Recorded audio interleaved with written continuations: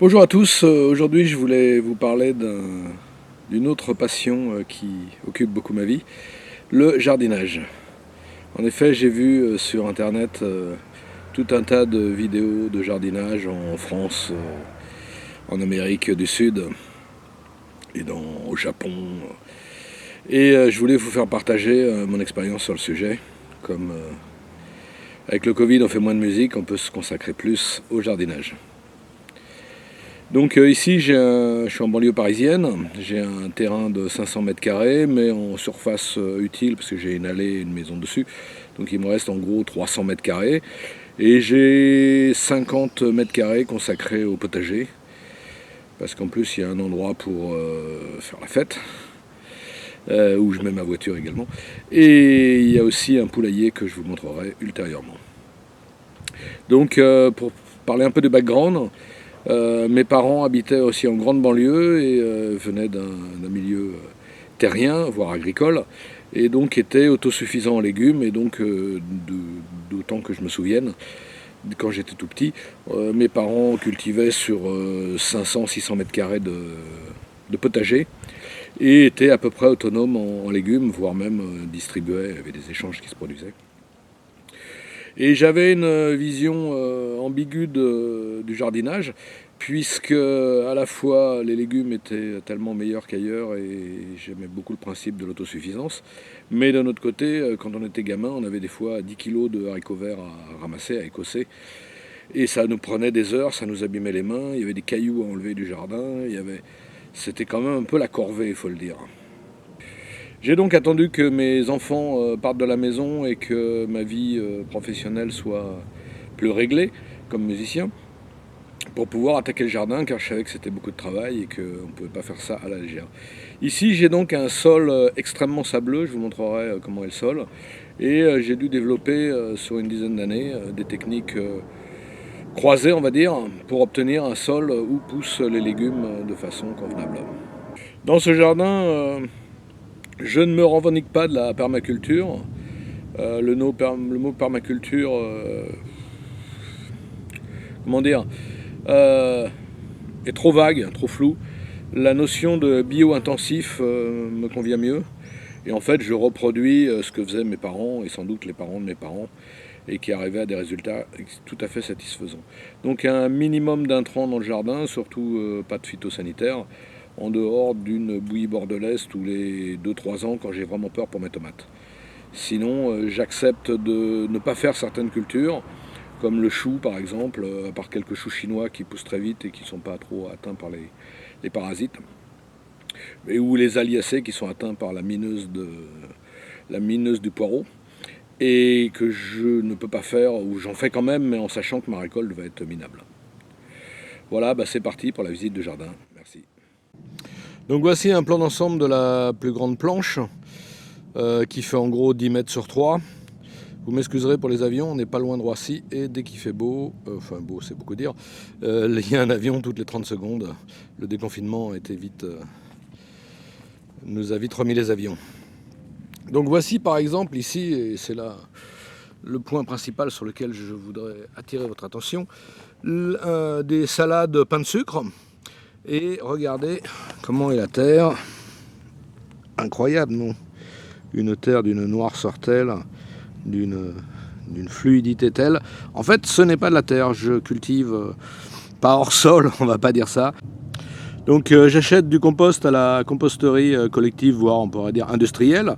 C'est à la fois une méthode que j'apprécie beaucoup, que je trouve vertueuse écologiquement. En fait, faire du compost, c'est un métier. Et donc, dans toute la vallée de Montmorency, ici, les artisans élagueurs et d'entretien de jardin portent leurs déchets verts. Et ensuite, c'est composté. Je vous montrerai des images, j'irai spécialement pour vous montrer à quel point c'est fait de façon rigoureuse, scientifique. Le compost, même si dedans on trouve des fois quelques petits morceaux de plastique ou de métal qui auraient échappé, est certifié bio en aval. C'est-à-dire ils ont eu un certificat bio. Et ça me permet dans ce compost, vous voyez ici on voit quelques plantes, mais en fait c'est des salades que j'ai plantées, des mâches. Et sinon, il n'y a quasiment pas de mauvaises herbes. Vous voyez, on a les carottes ici. La carotte, c'est particulièrement sensible à la mauvaise herbe. Et on le constate, il n'y a pas de mauvaises herbes, ou vraiment si peu. Et donc ce compost, je le mets en surface. Donc je ne paille pas mon sol. Comme ça, j'ai plus de chaleur qui se développe. En plus, le compost est bien noir, donc attire beaucoup la chaleur. Et j'ai des cultures plus rapides. Et les intégristes vont me conspuer en disant qu'il faut toujours couvrir le sol, mettre du paillage ou du mulch ou du BRF. J'ai déjà essayé, même si mes parents disaient que c'était pas bien, et ils avaient raison. C'est compliqué, ça prend beaucoup de temps, ça refroidit les cultures, ça me fait tout pourrir. Alors, je fais quelques légères buttes ici pour me baisser moins, et puis mon sol de toute façon est en pente légèrement, donc je corrige les pentes avec des légères buttes. Mais je ne bute pas beaucoup non plus. Encore une fois, je suis mauvais élève de la tendance actuelle, car j'ai un sol très très sableux à la base, et dans un sol sableux, si vous faites des buttes, eh ben, ça sèche vraiment très très très vite. Donc on va comparer ici avec un endroit où j'ai pas mis mon compost. Alors le compost de la composterie, je le mets en surface, je ne l'intègre pas, parce qu'en fait, comme il est fait dans les règles de l'art, il est thermisé, il monte à 70 degrés pendant un mois ou deux, et donc dedans il n'y a aucune mauvaise herbe. Et en le remettant par-dessus tous les ans, ça me fait à la fois une espèce de paillage, de couverture, et à la fois j'ai pas de mauvaise herbe, alors que ici vous pouvez constater, même si j'ai désherbé il n'y a pas longtemps, ça repousse de partout. Voilà, là je me suis mis dans un coin du jardin où il y a quelques malheureux fraisiers qui ne donnent rien, pour vous montrer comment était le sol à la base. Donc vous voyez, ça c'est un outil coréen absolument génial, merci Sarah. Et d'une part c'est ultra dur, et d'autre part, vous voyez, c'est du sable et un peu de calcaire dedans. Donc pour cultiver, il n'y a absolument rien qui pousse, sauf la première année, par l'effet d'aubaine de la jachère. Donc en prenant un peu de hauteur, voilà comment ça se présente. J'ai des planches qui font en gros 1,20 m de large, et la longueur varie selon les endroits. Et j'ai fait donc un double bêchage à 60 cm, dans lequel j'ai mis du fumier de cheval. À l'époque, je ne savais pas à quel point ça pouvait être pollué, je ne le referai plus maintenant, qui m'a permis de faire des couches chaudes, couches sourdes, couches tièdes.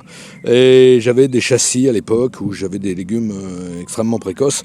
Je me suis un peu enfeignanté, je dois dire, et donc je ne recreuse plus. Mais donc, sous cette couverture de compost de l'année, là, j'ai en gros 60 cm de fumier qui me permet de garder l'eau et de serrer très fort mes cultures. Vous voyez ici il y a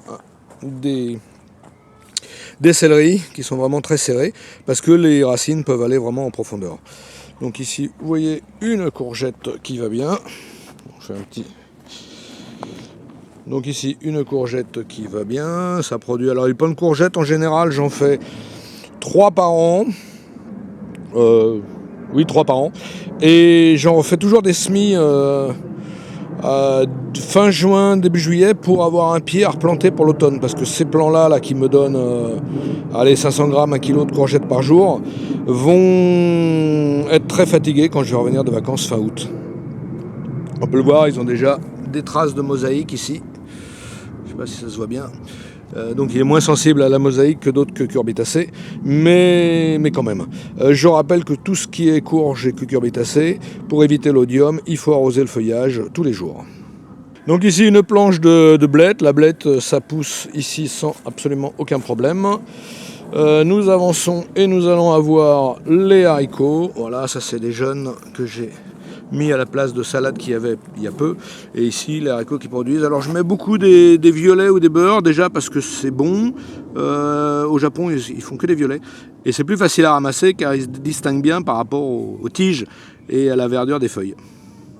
Alors la suite de la visite va peut-être avoir un intérêt moindre parce que c'est assez classique après comme configuration. Ma grande particularité c'est l'histoire du compost en surface. Donc ici on a un abri pour les tomates. J'arrive à mettre 4-5 pieds dessous, pas plus. Il fait 2,20 m de long. Et en bas je mets des haricots. Ici on a une splendide périlla, merci Monique. Donc périlla, persil japonais, on appelle là-bas shiso, de couleur pourpre. et dont je ne sais pas trop faire la cuisine avec, mais j'adore cette plante, elle est belle et elle soigne les... Elle est antihistaminique, elle soigne les allergies. Donc voilà, des haricots encore. Ici, des pieds de tomates. Cette année, comme c'était le Covid, j'ai pas pu acheter mes pieds à quelques producteurs du coin. J'ai acheté en jardinerie et c'est quand même un peu malade de partout. On le voit ici, voilà, des cornues des Andes. Bonjour à nos amis sud-américains. Qui sont quand même pas très en forme, ça a séché là, je pense pas en avoir jusqu'à la fin de la saison de celle-là. Donc ici on a un peu une relique de mes expériences permacole, puisque les plantes sont quand même assez mélangées. Je laisse pousser tous les ans un peu de ce qui revient de l'année précédente. Et donc on a quelques périllages, j'ai mis des... Chut, les poules.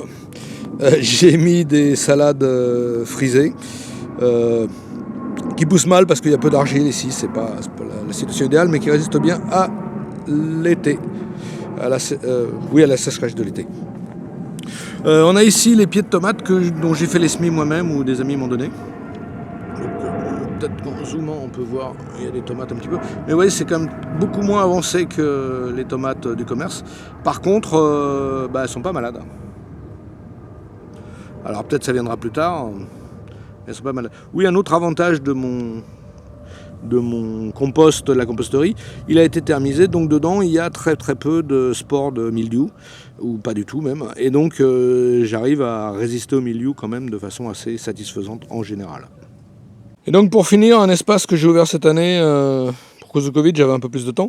Donc ici on a du pourpier blond, qui est une salade turque que j'adore vraiment, avec une petite sauce au yaourt, c'est vraiment délicieux.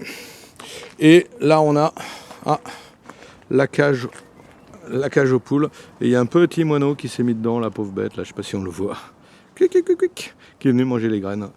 Donc ici le long de la cage aux poules, je fais pousser des concombres. Comme ça fait de l'ombre à mes poules.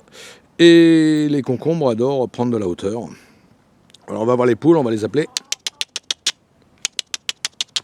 Voilà les cocottes. Allez, c'est pour la photo, c'est pour YouTube. Bon, elles sont pas folles, elles savent que j'ai rien à manger à ce temps-là. Et donc elles se précipitent pas. Voilà, donc une petite vue du... Allez, on va rentrer dedans pour faire une petite vue du poulailler plus pertinente. Je leur ai donné quelques salades, parce que quand il fait chaud, elles adorent les salades montées. Ça les rafraîchit, ça leur donne des vitamines. De toute façon, elles mangent tout. C'est pas dur. Et voici la numéro 2 qui va arriver en courant. Voilà, donc 2 Sussex et 3 coups nus qui sont beaucoup plus jeunes. Donc une rapide vue du poulailler. Alors, j'ai des poules de luxe. Donc c'est un poulailler en châtaignier, doublé à l'intérieur de contreplaqué pour que ça soit le plus lisse possible, pour que les poux ne puissent pas s'installer. Je leur mets de la paille de chanvre pour la même raison, les insectes ne s'installent pas dedans, vous voyez, on peut peut-être le voir ici si on zoome. Paillettes de chanvre. Je suis très content de... Et j'ai mis en hauteur, alors là l'échelle a un petit peu bougé, pour que ce soit plus sec. Et elles ont une ventilation également, parce que... Et donc l'été, comme je disais, il y a des courges qui poussent sur le grillage et qui leur fait de l'ombre. Voilà, je pense que ça sera la première et la dernière vidéo sur mon jardin. C'est quand même pas le but de cette chaîne YouTube. Mais ça me fait bien plaisir de vous présenter ça et de vous donner mon secret, qui est le fait de mettre du compost tout neuf et tout stérile tous les ans en surface. Merci d'avoir regardé cette vidéo et à très bientôt sur ma chaîne YouTube.